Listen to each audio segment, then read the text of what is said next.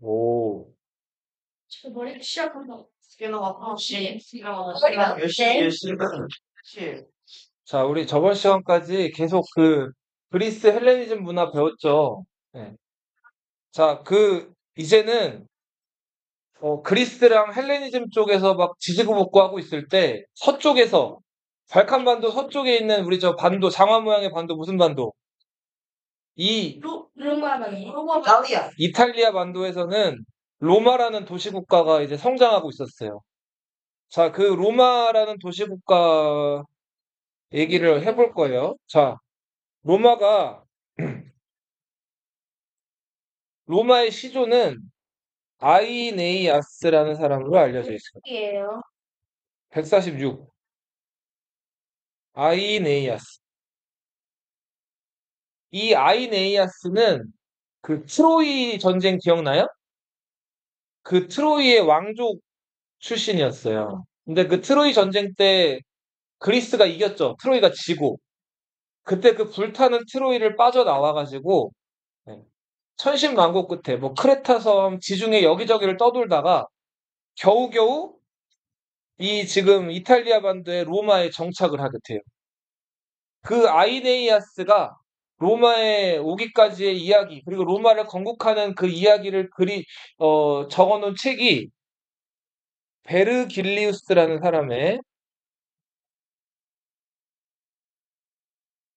아이네이스라는 책이에요. 로마의 건국 이야기. 예. 그러니까 이 아이네이아스라는 사람은 우리나라로 치면 단군 할아버지예요. 단군 할아버지 실제로 존재하는 게 입증이 된 사람인가요? 아니죠. 삼국 유사에 그냥 전해져 내려온 이야기란 말이에요. 자, 그런 사람이 아이네이아스. 이 아이네이아스가 트로이로부터 와가지고 이 로마 지역에 있는 라티누스 왕의 딸과 결혼을 하게 되는데 그 라티니아라는 딸인데 자 여기서 라틴이란 말이 계속 나오죠.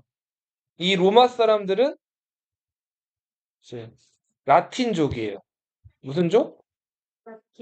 라틴족. 이들이 쓰는 언어 진화 라틴어예요. 아니, 쓴 사람 있어요? 라틴어는 지금 공식적으로 쓰는 나라는 없어요. 근데 이제 다만 그 성당에서 그 미사를 보거나 이제 간혹 쓰이긴 하지만 이거를 이제 지금 우리 쓰듯이 이렇게 쓰는 사람은 없어요. 전 세계적으로. 네. 근데 이 라틴어는 동양에 한자가 있다면 서양의 라틴어예요. 아 완전히 그런 언어라고 보시면 돼요. 네. 그래서 기본적으로 이 라틴어에서 영어, 프랑스어, 스페인어 여러 언어들이 다 파생된다. 이탈리아어도 마찬가지고. 원천이라고 보시면 돼요. 그리고 그 아이네이아스의 이제 시간이 지나가지고 저는 몇개 찍을까요? 세 개만 찍어도 되죠? 아이네이아스가 기원전 13세기 인물이거든요.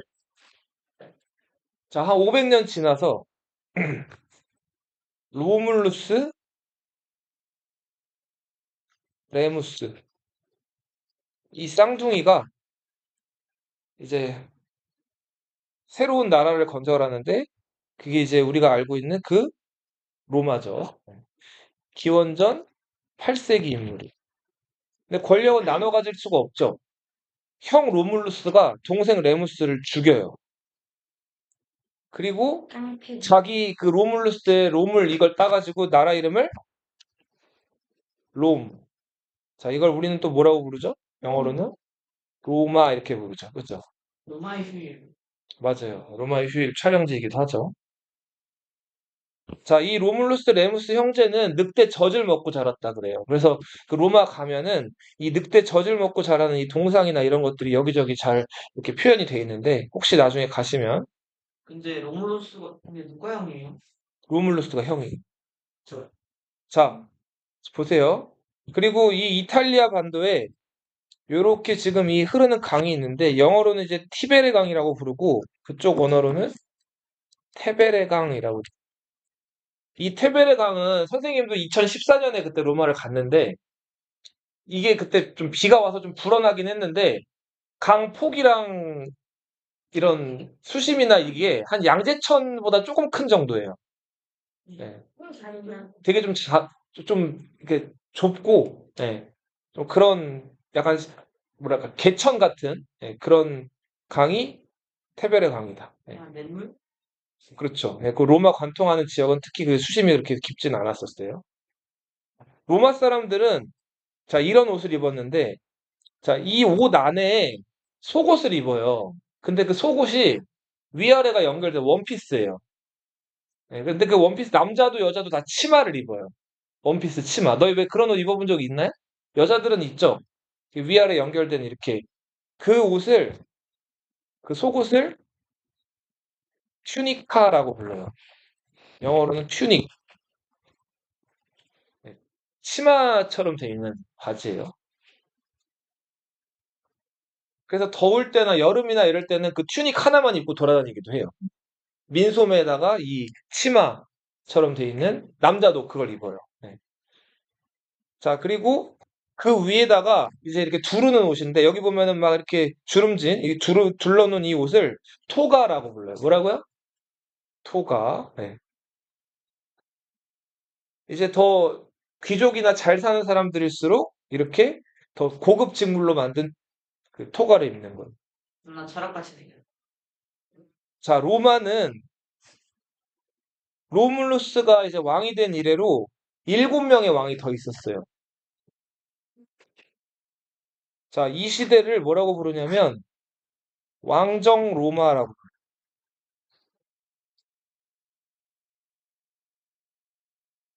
타르퀴니우스라는 마지막 왕이 이제 있었는데, 자, 왕이 총 몇 명 있었다고요? 7명 있었어요. 자, 근데 그 마지막 왕이 좀 횡포를 부리면서 귀족들이 그 왕을 쫓아내요.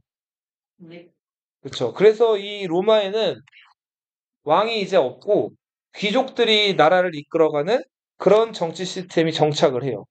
자, 그래서 왕정 로마 이후에 공화정이 등장을 해요. 응. 이 공화정을 이끌어갔던 핵심 인물들은 귀족, 네. 그리고 그 귀족들이 모여가지고 회의하고 그 토론하는 그 기구를 원로원이라고 불렀어요. 뭐라고 부른다고요? 원로원. 그리고 그 원로원에서는 2명의 대표를 뽑아요. 그 대표를 집정관이라고 불러요. 이 집정관은 보통 원로원 귀족들이 이제 원로원에서 여러 이제 추천을 받아가지고 집정관이 되는 거예요. 그리고 네, 이 원로원 집정관 외에도 로마 시민들의 의견이나 이런 것들을 좀 모아가지고 원로원에 전달하는 역할을 하는 민회라는 기구가 있었어요. 네. 이 민회는 각 계층별로 3개의 민회가 있었는데 나중에 여기 민회가 하나 더 추가돼요. 이 민회는 지금 여기 적은 3개의 민회는 다 귀족들로 보통 구성이 되어 있었는데 나중에 추가되는 이 민회는 귀족이 아닌 평민들로 구성된 민회가 하나 더 추가돼요. 그래서 이 4개의 민회에서 로마 시민들의 여론이나 여러 가지들을 듣고 이런 것들을 지지고 볶고 얘기를 이제 필요한 안건들을 이제 모아서 이걸 원로원에 전달을 하는. 그럼 원로원에서는 그 민회에서 올라온 법안이나 정책을 이제 토의하고 이게 이제 로마를 위해 합당한가 합당하지 않은가를 결정해서 나라 운영하는데 집정관이 반영을 하는. 그게 기본적으로 로마의 시스템이었다. 네. 자, 로마를 나중에 가보시면 그 로마 그 시내에 깔려 있는 도로 이런 것들이 막 로마 시대 때 만들어진 것들도 아직 남아 있거든요. 막 그래서 1700년, 1800년, 2000년 된 도로들이 여전히 남아 있어요. 자, 근데 그 저기 바닥에 종종 이렇게 SPQR이라고 써 있는데 그게 이걸 뜻해요. 로마의 뭐하고? 네, 맞아요.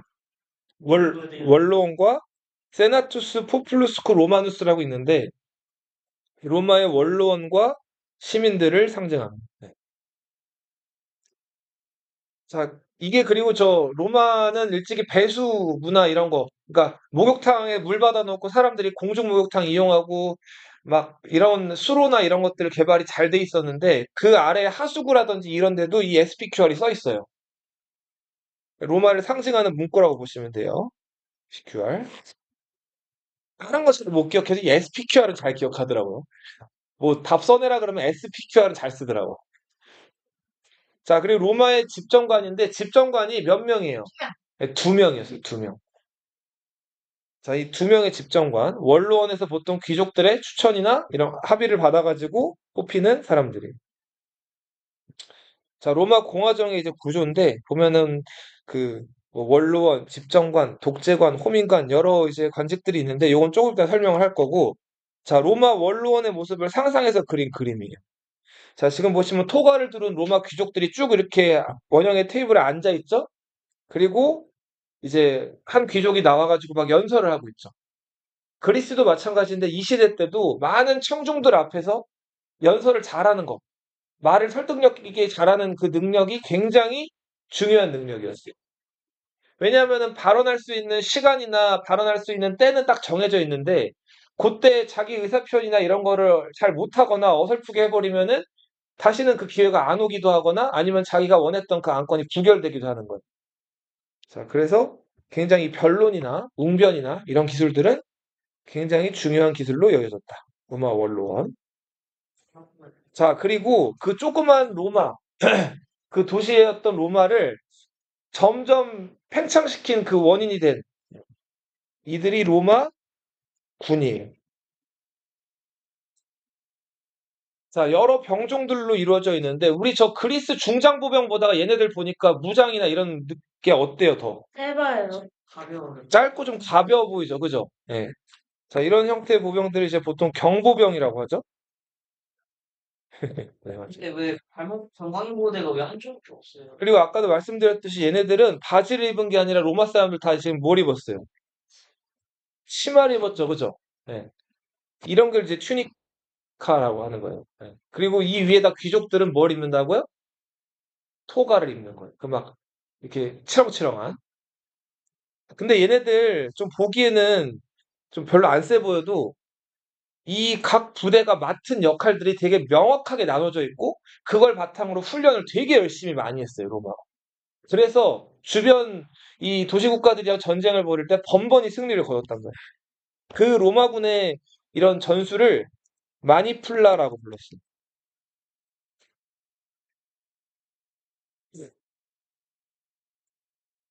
자, 앞으로 좀 가보시면, 자, 로마는 일단은 라틴족이 제일 베이직이었고, 그 다음에 옆에 여러 부족들과 이제 때로는 전쟁을 하기도 하고 동맹을 맺기도 하면서 커가는데, 이 라틴족의 숙명의 라이벌이자 이제 나중엔 동지가 된 사비니족, 삼리움족, 로마랑 큰 전쟁을 치른, 네, 그리고 북방에서 로마를 위협했고 한때는 로마인들을 지배하기도 했던 에트루리아족. 자, 이런 이탈리아 반도에 여러 민족들이 있었는데 이들과 때로는 동맹, 때로는 전쟁을 벌이면서 로마는 점점 커가기 시작해. 자, 그 전쟁을 벌였던 주역은 로마 군이라 그랬죠? 자, 로마 군을 이뤘던 사람들은 주로 귀족이었을까요? 평민이었을까요? 당연히 목숨 걸고 위험하게 싸우는 거 다 평민들이었겠죠? 자, 근데 전쟁 나가서 이기면 땅도 차지하고 전리품도 많이 생기는데 그 이익을 다 누가 독점했을까요? 그죠? 귀족들이 독점한다. 평민들은 죽어라 싸워도 얻는 게 없어요. 자, 근데 이제 로마가 점점 커가면서 계속 전쟁할 일은 많아요. 그래서 주변 국가들이랑 이제 전쟁을 벌여야 되는데 평민들이 돌아오는 게 없으니까 어느 날 전쟁 파업을 선언해요. 세트. 우리 이제 못 싸우겠다. 자, 귀족들을 친 건 아니고 못 싸우겠다는 거예요. 그래서 로마인들이 신성하게 여기는 산이 있었는데 이제 성산이라고 불리는 신성한 산이에요. 이 산으로 평민들이 전쟁 거부하고 숨어 들어가요. 근데 로마 귀족들은 당장 적이 쳐들어오기도 하고 평민들이 필요했기 때문에 그들에게 가가지고 너희 어떻게 하면은 좀 나와서 싸울래? 우리가 요구 들어줄게.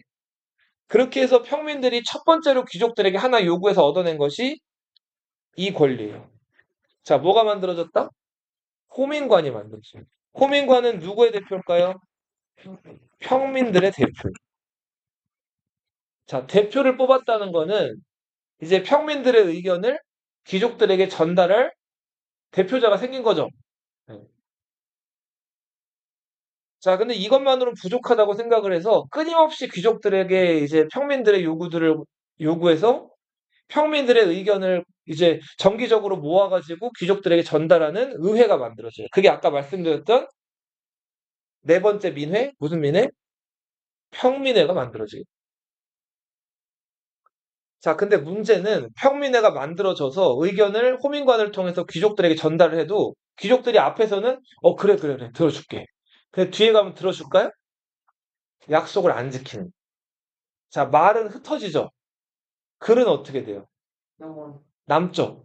자, 그래서 귀족들과 평민들이 모여가지고 자, 이 청동판에다가 이 글자로 이제 귀족들이 약속한 것들을 적어 넣기 시작했어요.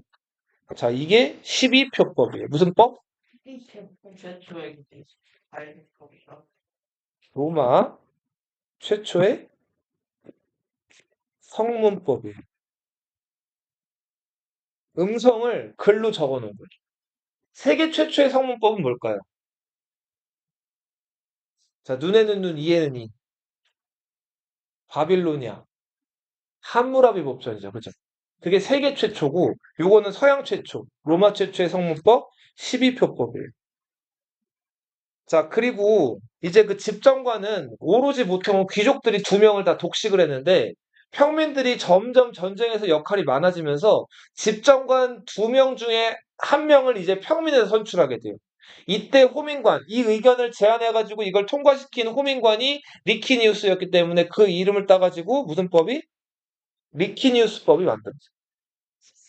자, 평민들은 점점 그 로마군의 주역으로서 계속해서 활약을 하고 로마를 키워나가는데 큰 공을 세워서 마침내 기원전 3세기 초반에는 자, 그 평민회에서 결정한 결의가 보통은 원로원의 승인이나 동의가 있어야지만 이게 효력을 갖는데 그 동의 없이도 평민회 자체만의 결의로 그 법이 효력을 갖게 돼요. 이게 당시 호민관 이름을 따가지고 무슨 법? 호르 텐시우스법. 시험에 낼 거예요, 이거. 선생님, 근데 그러면 귀족들은 아무것도 아니게 되지 않아요? 근데 그래도 로마는 망할 때까지 귀족들의 나라예요. 아. 평민들이 맨 처음에 아무것도 누리지 못하던 거에 비해서 권력이 생기긴 했지만 여전히 중요한 일들이나 나라의 경제력, 부, 토지 이런 것들은 다 누가 가지고 있대? 저 귀족들이 가지고 있어. 자, 요거를 우리 교과서에서는 주제로 이렇게 표현을 하거든요. 로마의 평민권이 올라갔다. 올라갔다는 걸 어려운 말로 신장 이렇게 불러요. 로마 평민권의 신장. 이거 호민관 설치부터 시작해서 호르텐시우스법까지 요건 외워두세요. 이건 너희 중학교 가도 시험에 진짜 많이 나와요. 중학교, 고등학교 때 다. 세계사 과목이 있으면. 로마의 평민권 신장. 이거 평민들이 로마군에 이제 종사하게 되면서 목숨 걸고 싸운 대가로 얻어낸 권리. 자, 그리고 그 결과 로마가 3세기 후반에는, 기원전 3세기 중반에는 마침내 그 넓은 이탈리아 반도를 모두, 그쵸, 로마 깃발을 꽂아요. 에트루리아족, 삼리움족, 아까 말씀드린 사비니족, 이런 여러 족속들을 다 무너뜨린다. 자, 여기 보시면은, 혹시 보이실지 모르겠는데, 마그나 그라키아라고 써 있거든요. 여기는 외부 민족들이 와가지고 지배하던 지역이에요. 자, 외부 민족 누굴까요? 오, 맞아요. 뭐? 날카로운데. 자, 여기 바로 지금 지도에 잘려 있지만, 옆에 무슨 반도가 있어요? 막 발칸 반도가 있죠? 아, 그죠? 그냥 요 시기에는, 그것도 날카로웠는데, 마케도니아가 알렉산드로스 대왕 때 한층 팽창을 했다가, 알렉산드로스 대왕 죽고, 막 혼란했죠. 부하 장군들끼리 딱 나눠 먹기 해가지고. 헬레니즘 시대였어요. 근데 요 시대 때 그리스 사람, 사실 그 이전부터 그리스 사람들이 여기를 와가지고 여기를 지배를 했단 말이에요. 자, 그래서 그리스 사람들도 다 나중에 로마가 팽창하는 과정에서 몰아내요. 그러면 여기 하나, 로마 사람들이, 그리스 사람들이 요 이탈리아 지역에 와가지고 세운 도시가 하나 있어요. 그 도시가 나폴리라는 도시 혹시 들어봤어요? 나폴리 들어봤어요? 나폴리? 나폴리 막. 맞아요. 남부 지역은 마피아로 또 유명하죠. 나폴리가 이제 그 라틴어, 이탈리아어로 이렇게 이걸 그리스어를 좀 변형시켜서 이렇게 다시 써놓은 표현인데 이걸 그리스어로 한번 써보면 이렇게 써요. 네오폴리스예요. 그리스어로는 네아가 맞죠? 네오는 영어고 네오폴리스. 네오가 뭘까요? 네오. 폴리스는 뭐예요? 도시. 도시죠, 도시. 그리스 사람들은 그냥 폴리라고도 해요. 폴리스. 도시인데 네오가 뭘까요? 네오. 뉴예요, 뉴. 새로운 새로운 도시라는 뜻이에요. 네. 그치. 그러니까 그리스 사람들 입장에서는 여기가 자기들이 건설한 새로운 도시죠. 개척한 지역이죠. 그래서 이런 이름을 붙인 거예요. 나폴리 가면은 여기 바닷가를 끼고 있기 때문에 생선 요리 이런 것도 유명하죠. 선생님 그때 이탈리아 여행 가가지고 남부 투어라고 여기 잠깐 도는 그 투어를 했는데 피자가 나왔는데 피자에 생선이 있는 거예요. 왜? 은색 생선이. 근데 먹어봤는데 별로였어요. 뜻도 섬 같은 건 뭐예요? 자, 이거 뭘까? 무슨 섬일까, 이거? 시칠리아 섬이죠. 그쵸? 시실리라고 써있죠, 여기? 이탈리아 땅이에요? 지금 이탈리아 땅이죠. 이 시칠리아는 농사가 아주 지르나? 아주 잘 되는 곳이죠. 곡창지대, 곡창. 그리스가 험한 스막지대라 그랬죠. 농사가 안 된다 그랬죠. 자, 그리스가 밀을 수입해서 주로 이제 먹었는데 그 가장 중요한 곡창지대가 1순위가 어디예요? 시칠리아. 2순위가 어디였을까요? 그리스가 밀 수입해 먹는데. 아, 아, 우크라이나. 우크라이나도 괜찮았는데 우크라이나는 좀 멀었고 트로이드 소아시아 지역은 3순위. 2순위가 어딜까요? 이집트였어요. 어디? 네, 이집트 그 나일강 하구 그 이렇게 벽씩 뿌리기만 하면 농사가 그냥 막 잘 되는 거예요.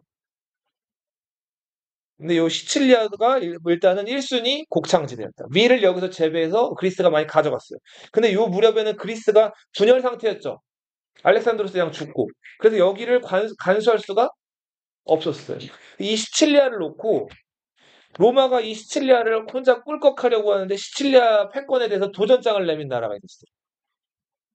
지도에 잘려 있는데 여기 북아프리카죠. 아래로 내려가면 북아프리카에 있던 이집트 옆에 튀니지란 나라 들어봤어요? 튀니지란 나라의 조상님 카르타고. 자, 이 카르타고 누가 건설했죠? 어느 도시, 어느 국가가? 기억나나? 배웠던 것 같긴 한데. 그죠? 자, 여기 지금 보시면 이 시칠리아 섬을 놓고 카르타고랑 로마가 무려 120년 동안 전쟁을 벌여요. 그 전쟁이 포에니 전쟁이에요. 무슨 전쟁? 포에니 전쟁. 따라 읽어보세요. 무슨 전쟁? 고양이들. 이 포에니 전쟁할 때 포에니가 무슨 뜻일까요? 페니키아라는 뜻이에요. 포에니가 무슨 뜻이라고요? 네. 왜 갑자기 페니키아가 나와요? 몰라요. 페니키아 기억나요? 페니키아 동부 지중해에 있던 나라죠. 히타이트, 철기 사용했던 나라. 그리고 페니키아, 해상무역하고 무역할 때 또 기록해야 되니까 표현 문자 썼는데 그게 뭐의 기원이 있다 그랬어요? 알파벳. 알파벳의 기원이 있다 그랬죠. 그리고 무역하는 그 나라다 보니까 여기저기 물건들 왔다 갔다 할 때 어디다 저장을 해놓고 창고처럼 써야 될 거 아니에요. 그래서 교통 편리한 곳에다가 물건이랑 뭐 돈이랑 이런 걸 저장해 놨는데 거기가 북아프리카 여기 튀어나와 있는 카르타고였죠. 페니키아가 건설한 식민 도시가 이 카르타고였단 말이에요. 근데 요 무렵에 페니키아는 이미 망해서 없고 카르타고가 워낙 위치가 무역하기가 좋은 곳이었기 때문에 독자적으로 발전해서 하나의 나라를 이루고 있었어요. 자, 그 카르타고랑 로마가 어느 섬을 놓고 시칠리아를 놓고 전쟁을 벌여요. 로마 카르타고 전쟁이라고도 불려요. 자, 카르타고에는 명장이 있었어요. 그 명장이 여기 옆에 나와 있는 한니발이었죠. 자, 이 한니발은 전략 전술에 탁월한 아주 뛰어난 명장이었는데, 자, 아프리카에서 코긴, 끼리. 자, 코끼리를 데려다가, 자, 로마의 중요 도시 사군툼, 여기를 공략하고요. 여기는 지금, 여기도 반도죠. 사방이 바다인. 여기 무슨 반도라 그랬죠? 로마 사람들은 히스파니아라고 부르네요. 오늘날의, 에스파냐도 있고 스페인도 있고 그죠? 스페인이죠. 그죠? 스페인이 있는 이 반도를 뭐라고 한다고요? 이베리아. 이베리아 반도죠. 그죠? 이베리아 반도를 로마 사람들이 부르는 표현이 히스파니아였어요. 자, 근데 아무튼 이 한니발이 자, 이 이베리아 반도로 건너가가지고 로마의 중심 도시였던 사군툼을 차지하고 계속 로마를 위협하면서 올라가요. 자, 그리고 여기 지금 프랑스란 나라 들어봤죠? 프랑스랑 스페인 사이에 있는 이 산맥 무슨 산맥일까요? 피, 피레네 산맥이에요. 이 피레네 산맥을 넘어요, 한니발이. 자, 이거 한 번 넘은 것도 로마 사람들은 기함을 했어요. 대박. 자, 근데 한니발이 더 진격을 해요. 그리고 여기 유럽의 지붕이라고 할 수 있는 이탈리아 북부를 감싸고 있는 어디죠? 만년설? 그렇습니다. 알프스를 넘어요. 한니발이 아까 무슨 부대를 이끌었다 그랬죠? 코끼리 부대를 이끌었다 그랬죠? 그 코끼리 부대를 데리고 이 알프스를 넘어요. 자, 근데 코끼리가 어디서 사는 동물들이에요? 추운 데 살아요? 더운 데 살아요? 더운데 아프리카 더운 데 살죠? 근데 코끼리 80마리를 데리고 이 피레네 높은 산맥도 힘들었는데 알프스까지 넘은 거예요. 근데 넘고 보니까 한니발이 타고 있던 코끼리 말고 나머지 코끼리들이 다 어떻게 됐을까요? 선멸. 다 죽었어요, 다. 그 산 넘다가 막 떨어져 죽거나 얼어 죽거나 막 이렇게 됐단 말이에요. 그런데도 자, 한니발은 무리를 해가면서 이 알프스를 넘었어요. 로마 사람들은 한니발이 설마 여기를 넘어오겠어 했는데 여기를 넘어가지고 로마 본토로 들어온 거예요.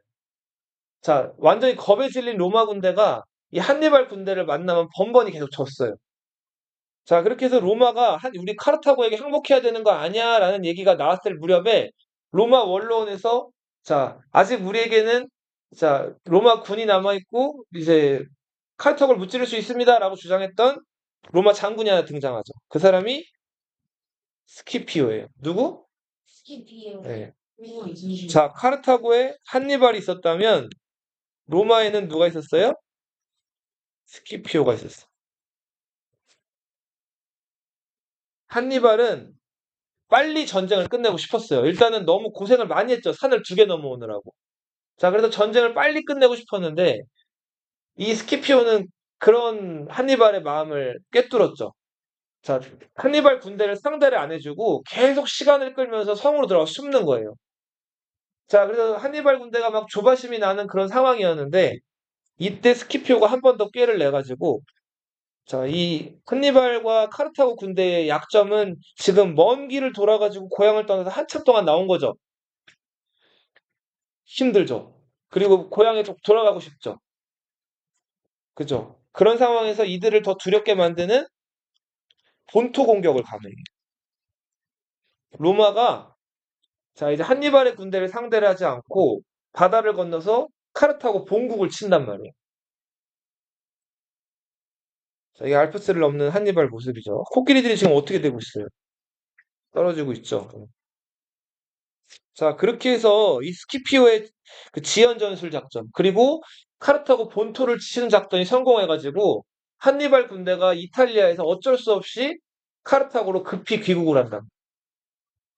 자, 귀국하고 나서 이제 일전을 벌여요. 자, 군대 숫자는 카르타고가 본국이었기 때문에 훨씬 더 많았는데 전투는 의외로 손쉽게 로마가 승리를 거둬요. 그 전투가 카르타고 자마에서 벌어진 무슨 전투? 자마 전투. 자, 여기 보시면 코끼리가 막 나와 있죠. 로마군의 전술. persona. 자, 로마 군단을 이렇게 간격을 넓게 배치를 해요. 한 줄로 세워가지고. 코끼리가 맹수예요, 아니에요? 코끼리 맹수예요, 아니에요? 이걸요? 코끼리 육식해요? 아니요. 코끼리 풀 뜯어 먹죠. 맹수가 풀 뜯어 먹는 거 봤어? 코끼리는 맹수가 아니에요. 덩치만 큰 거예요. 그래서 먼저 공격하지 않으면 코끼리가 사람 먼저 공격해요? 코끼리 화나면 사람 딸기 주스 만들지만, 자, 그 화 안 나고 그냥 가만히 내버려두면 온순한 동물이란 말이에요. 자, 카르타고 군대가 코끼리 타고 막 로마 군대로 접근해 오는데, 로마 군대가 준비한 대로 이렇게 일렬로 줄을 서가지고 짝짝 벌려 섰어요.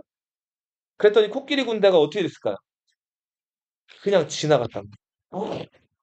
운전을 못하는 게 아니고요. 자, 운전을 해서 막 덮치라고 해도 사람을 막 애써 공격하지 않았단 말이에요, 코끼리가. 자, 이렇게 가만히 기다리고 있다가 코끼리가 다 지나갈 무렵에 로마 군대가 코끼리의 약한 부분, 그쵸. 여기 뭐 약간 배라든지 똥꼬 이런 데를 막 찌른 거예요. 자, 그렇게 해서 생각보다 더 숫자도 부족한 로마 군대가 코끼리 부대를 효과적으로 무찌르고 또 코끼리가 겁이 많았다 그래요. 그래서 뿔필이나 이런 나팔 소리를 들으면은 막 이렇게 우왕좌왕하고 어쩔 줄 모르고 심지어는 이게 얘네가 돌아가가지고 그 카르타고 군대를 짓밟았다 그래요. 자, 그렇게 해서 이 코끼리 군대를 효과적으로 물리치고 마침내 카르타고를 무너뜨립니다. 자, 카르타고를 무너뜨리니까 이 지중해에서 로마를 상대할 만한 나라가 없었어요. 아니, 멸망은 않지. 멸망을 세 번에 걸친 전쟁에서 계속 지면서 멸망을 해요. 그리고 나중에 거기다 로마 사람들이 성체 이런 거 다 부숴버리고 카르타고 사람들이 만들어놨던 그 농경지에다 소금을 뿌려요. 왜 소금 뿌릴까요? 안 벌써 여기요. 농사 못 짓게 하려고. 예. 아예 그냥 니네 뿌리를 뽑겠다 이거. 자, 그렇게 해서 로마가 이 지중해를 거의 석권을 하게 된단 말이에요. 이때 많은 땅들을 차지하는데 그 땅은 다 누구 차지? 평민 차지, 귀족 차지? 귀족들이 차지하게 됐죠. 여기서 용어를 좀 말씀을 드릴게요. 로마에서 그 귀족이라고 불리는 사람들이 있어요.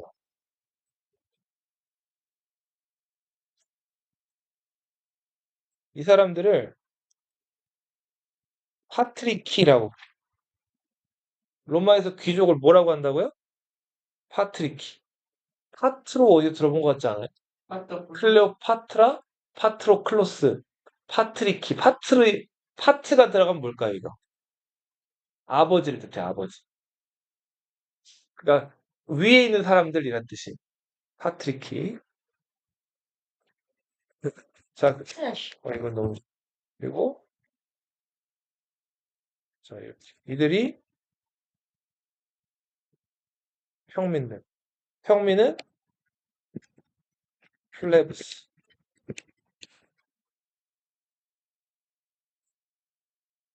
그리고 귀족 중에서도 노른자. 정말 잘 나가는 귀족들을 옵티마테스라고. 와? 옵티마테스. 아우티마테스. 너희 혹시 저 트랜스포머라는 자동차가 막 로봇으로 변하는 영화 본 적 있어요? 아니요. 트랜스포머 본 적 없나? 거기 보면은 그 자동차 그 로봇 변하는 대장이 옵티머스 프라임이죠. 그렇죠. 멋있잖아요. 그 옵티머스가 무슨 뜻일까요? 옵티머스 means best예요. 뭐라고? 최고야, 최고. 그 최고들이란 뜻이에요. 옵티머테스. 그러면은 네. 그리고 여기 귀족은 귀족인데 평민들에게 인기가 많아요. 평민들이 듣고 싶은 얘기를 많이 해주는 사람들. 그 사람들이 여기 있는 사람들인데 이 사람들을 포플라레스라고 불렀어. 너희 영어 단어 많이 아니까. 포퓰라가 뭐죠? 포퓰라? 인기 있는 이런 뜻이죠. 그죠? 그죠? 그 포퓰리즘 이런 얘기 들어본 적 있어요? 이 6월 3일에 뭐 해요? 대선 대통령 선거에? 지방선거 하죠. 그죠? 여러 시라든지 구라든지 광역단체장 뽑잖아요. 그죠? 그 전에 지금 막 선거운동도 하고 평소에 안 주던 것도 막 주고 정부에서도 막 지금 뭐 고유가 피해 지원금 해가지고 막 돈 좀 살포하고 있죠. 뿌리고 있죠. 그죠? 코로나 때도 이런저런 명목으로 막 돈 주잖아요. 막 뭐 재난지원금 해가지고. 그죠? 근데 그게 다 언제예요, 보통? 선거 직전이죠. 그쵸? 네. 뽑아달라고. 네. 그러니까 대중들이 원하는 거, 대중들이 뭐 평소에 생각을 가지고 있는 사람들이 아니잖아요. 그러니까 대중들이 원하는 당근이나 떡을 딱 던져주고, 예, 표를 구걸하는 행위들이죠. 어떻게 보면은. 이런 것들, 대중에 영합하는 정치를 무슨 리즘이라고 한다? 포퓰리즘이라고 한단 말이에요. 예. 자, 평민들에게 아주 귀가 번쩍 뜰, 혹할 만한 얘기를 해서 그들의 표를 끌어들이는 사람들을 포플라레스라고 불렀어요. 표를 자, 근데 어찌 됐든 포에니 전쟁 끝난 다음에 지중해를 카르타고를 제압하고 지중해를 석권하게 되면서 이 로마의 그 넓은 땅과 그 로마가 새로 차지하게 된 많은 땅들을 대부분 귀족들이 차지하게 됐어요. 그리고 전쟁에서 패배한 나라, 카르타고니, 뭐 히스파니아니, 뭐 마우레타니아, 뭐 리비아라든지 여러 나라들 다 지배를 한 다음에 그 지배한 사람들을 다 노예로 만들었어요. 자, 그렇게 해서 아무튼 많이 로마가 지배한 그 땅을 귀족들이 나눠 가지게 되는데 그 땅을 라티푼디움이라고 불렀어요. 뭐라고요? 이분 이게 이제 되나? 대농장을 뜻하는 거죠. 이 대농장에서 귀족들은 포도도 기르고 올리브도 기르고 밀도 재배하고 자, 그리고 가축도 기르고 여기서 나오는 생산물로 정말 호화롭게 살았어요.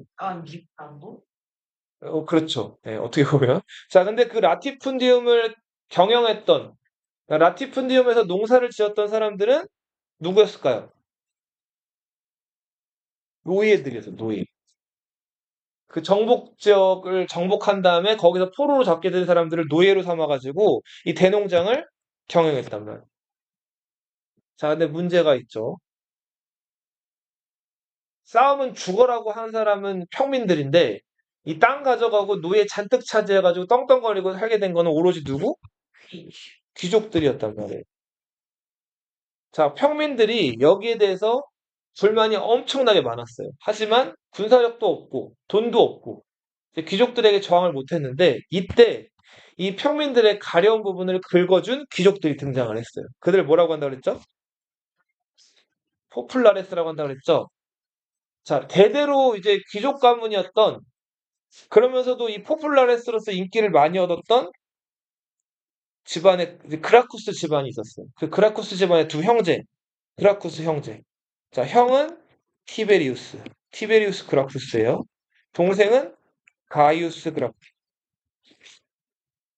자, 티베리우스 그라쿠스는 지금 전쟁에 참여했다가 다치거나 죽거나 해서 지금 아무것도 없는 이 평민들에게 땅을 나눠줘야 된다는 얘기를 했어요. 농지법. 귀족들이 좋아할까, 이거? 아니요. 좋아할 리가 없죠. 극혐하겠죠. 가이우스는 가난하고 지금 한 끼 생계도 책임지기 어려운 그 평민들한테 나라에서 무상으로 돈, 금, 먹는 거, 식, 예, 빵을 제공해야 된다.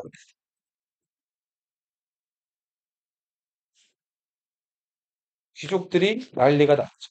그 귀족들을 지지하는 파를 무슨 파? 벌족파라고 하고요. 자, 이 그라쿠스 형제를 지지했던 사람들을 평민파라고. 결국 이 벌족파와 평민파의 대립 속에 이 티베리우스 가이우스 형제, 그라쿠스 형제 개혁안들은 다 성공을 못 거두고 티베리우스는 귀족들이 보낸 사람들에 의해서 암살, 가이우스는 추격을 당하다가 자살. 이렇게 생을 마감한다. 자, 결국 양측의 대립만 커져가고 이렇다 할 로마는 뭔가 해답을 찾지를 못했어요. 자, 그런 가운데 자, 평민들보다도 더 처우가 열악했던 사람들. 아까 그 정복지에서 잡아온 누가 있다 그랬죠?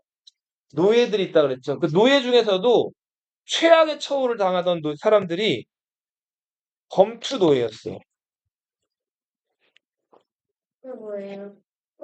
검투는 뭐 하는 걸까요? 살.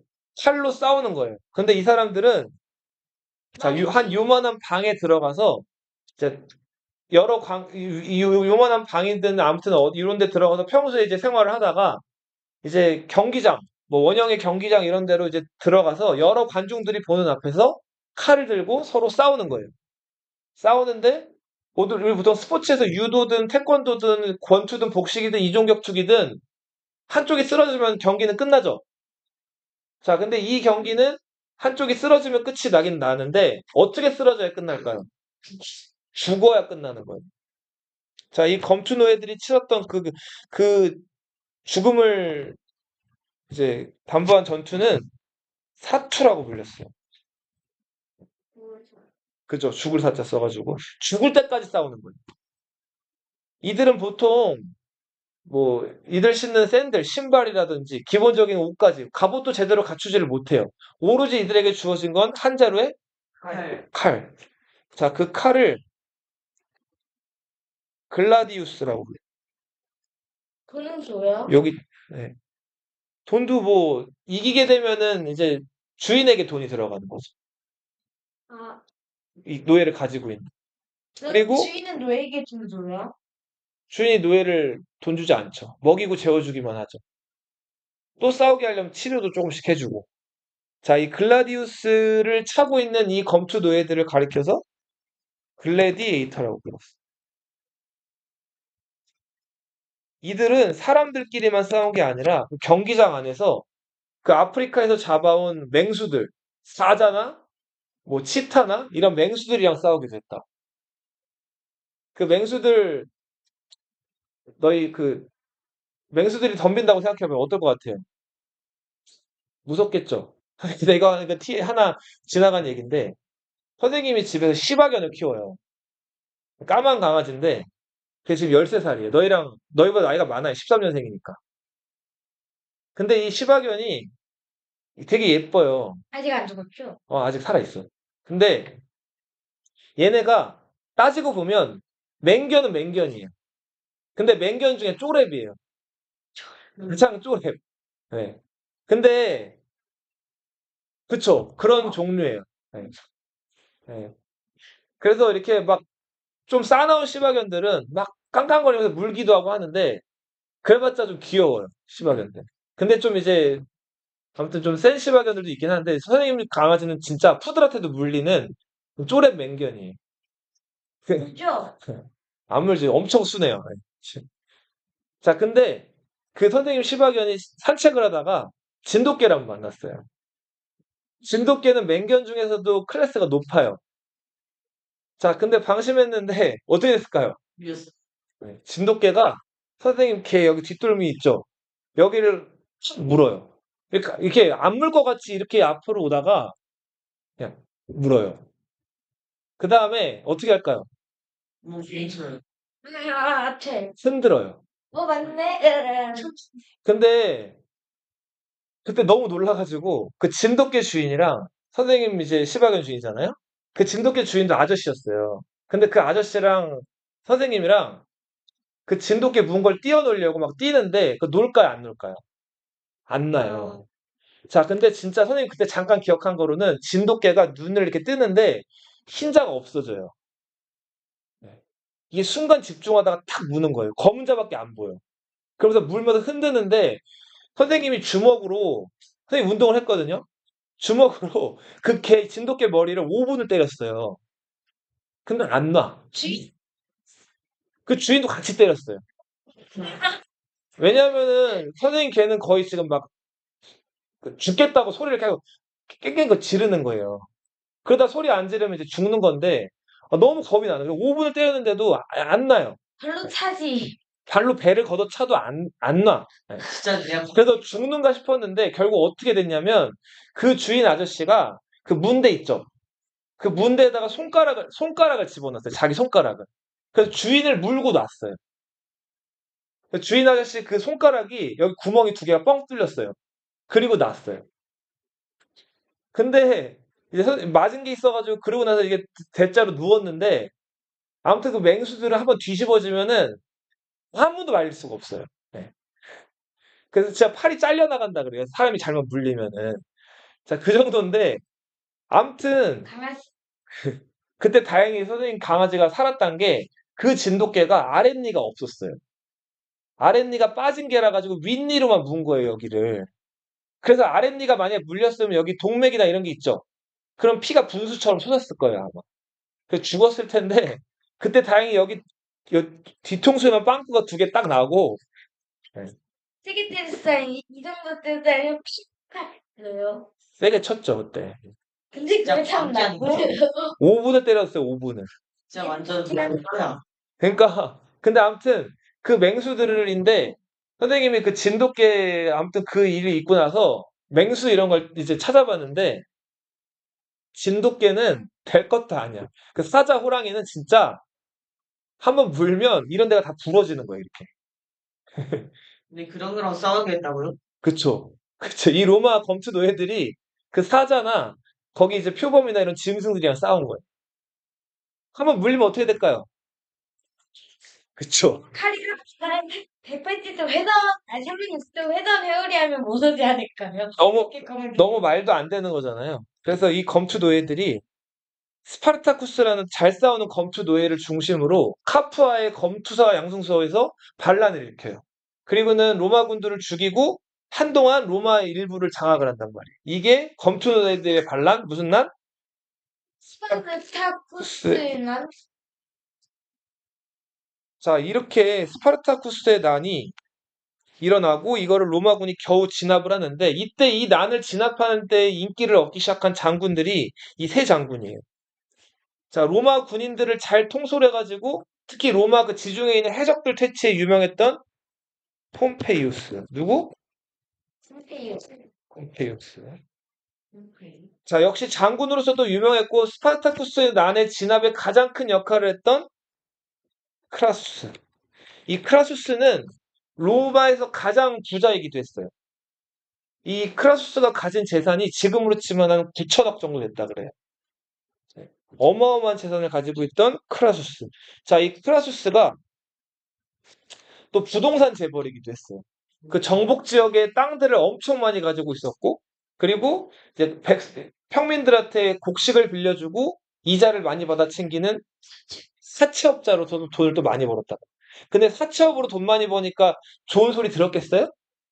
좋은 소리는 못 들었어요. 하지만 돈이 많았기 때문에 막강한 영향력을 행사했고 스파르타쿠스에 난 진압에 큰 영향을 끼쳤다.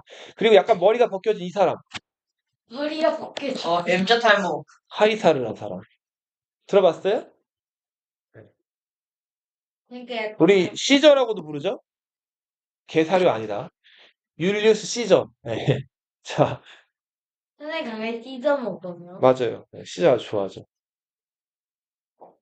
얼마나 예쁘게 키웠는지 그 선생님 엄마가 작은 아들이라 그래요, 걔한테. 그래서 이 음식도 항상 만들어주고 이러시는데 그때 아무튼 물리고 한 번 와가지고 엄마가 며칠 동안 일주일 동안 알아 누웠어요. 그 죽으면 나도 죽는다고. 저는 제 집이 켜져 있거든요. 네. 시골집에서 기르는데 네. 맨날 매일매일 산책을 해요. 저희도 하루에 4번에서 5번씩 해요. 선생님 그럼 강아지 자전거 태우고 산책해요. 그러면 안 되죠. 걸어 다니면서 이제 볼 일들을 보기 때문에. 자, 그래서 아무튼 이 셋이 스파르타쿠스의 난을 진압하는 과정에서 떠오르기 시작을 했고, 자, 이들은 인기를 많이 얻게 돼요. 인기를 많이 얻게 되면서 이제 특히 그 반란도 진압하고 여러 가지 인기를 또 얻었던 이유는 이 사람들이 로마 군인들을 이끌면서 그 군인들이 원하는 얘기나 원하는 것들을 많이 해줬어요. 왜냐하면 군인들의 충성심을 이끌어내려고. 특히 어떤 일을 했을까요? 맞아요. 군인들이 퇴직을 하면 지금은 뭐 육군사관학교 나와서 장교하다가 퇴직하면은 연금 이런 게 나오죠. 근데 이 당시 때는 연금 이런 게 있을까요? 그런 게 없어요. 퇴직하면 땡이에요. 근데 이 세 장군들이 주도해가지고 자기 군인들한테 충성을 이끌어내려고 원로원 귀족들한테 로마 군인들 연금을 주자 그래요. 로마 군인들 입장에선 귀가 번쩍 뜨이고 굉장히 고마운 일이죠. 근데 귀족들은 좀 귀족들은 그거 좋아해 싫어요. 싫죠. 그리고 왜 자꾸 그렇게 군인들 환심을 사는 거야? 니네 뭐 되려고? 자, 원로원이 이 세 장군들과 대립하기 시작을 한다고. 그럴수록 세 장군들은 점점 더 어떻게 했을까요? 똘똘 괜찮아요. 뭉쳐요. 자, 원로원은 결국 이들이 왕이 되려고 한다고 너희들 그래서 평민들이랑 군인들한테 환심을 살려는 거지 하면서 이들과 대립각을 세우는데 이때 이 세 명을 중심으로 이루어진 이런 정치 시스템을 삼두 정치라고 불러요. 무슨 정치? 삼두 정치. 처음에는 이 세 사람이 권력을 이렇게 잘 뭐랄까 셋이서 팽팽하게 대립을 하면서 이렇게 누가 이걸 침범하지도 않고 잘 유지를 했어요. 근데 계속 그럴 수 있어요? 크라수스가 먼저 동방 원정을 나갔다가 당시 동방에는 파르티아라는 나라가 있었어요. 이 파르티아로 원정을 나갔다가 여기서 전쟁에서 지면서 죽는단 말이에요. 죽을 때 이 사람이 사채업자로 나쁜 짓 많이 했다 그랬죠. 이 파르티아 군인들이 크라수스를 산채로 잡아가지고 자 입을 벌리게 한 다음에 너 많은 사람들 괴롭혔지? 너도 한번 괴롭힘 당해봐라. 금을 녹여가지고 그 녹인 금을 입속에 부어버려요. 자 그렇게 해서 크라수스가 죽고 카이사르의 딸과 폼페이우스가 결혼한 상태였는데 자 카이사르의 딸이 폼페이우스의 아이를 낳다가 죽어요. 둘은 사돈 관계였는데 그 관계가 어떻게 돼버린 거예요? 깨진 거죠. 자 그래서 둘 사이가 이제 슬슬 금이 가기 시작해요. 네. 그러다 결국은 이런 관계로 바뀌게 아, 되죠. 근데 이 그림도 서서 찌려보고 있는 그림이구나. 자, 오늘은 여기까지 할게요. 자, 카이사르 이야기 다음에 더 할 거고, 얘는 양옆을 찌려보고 있는데 얘는 그걸 또 구경하죠. 자, 봐봐. 그, 시험 범위 알려드렸죠? 되게 좁아요. 자, 봐봐. 잠깐만. 나한테 이번 시험은, 오픈북 테스트예요. 예? 네. 시험 책 다 열고 볼 거예요. 범위는 교재 133부터 145페이지까지. 교재 133페이지부터 145페이지까지. 145요? 그리고 너희 교과서 빈칸 넣기 하는 거 있죠? 그거 28페이지부터 35페이지까지. 왜였어요? 자, 그리고 145페이지에서는 여기까지만 나올 거예요, 여기까지. 그리고 어차피 이거 무료지 유튜버 보면 돼가지고. 자, 그리고 이거는 뭐 오픈북 테스트니까 문제 수가 많아요. 객관식 15문제, 아니 25문제, 단답식 15문제. 앉아봐. 정말 그리고 다음 시험 보고 떡볶이 먹을 거예요. 그러니까 끝나고 먹을 거니까 1시 10분부터 시험 시작이니까 1시까지는 들어오세요. 우리 원래 오던 시각에. 아시겠죠? 예. 여기까지 할게요.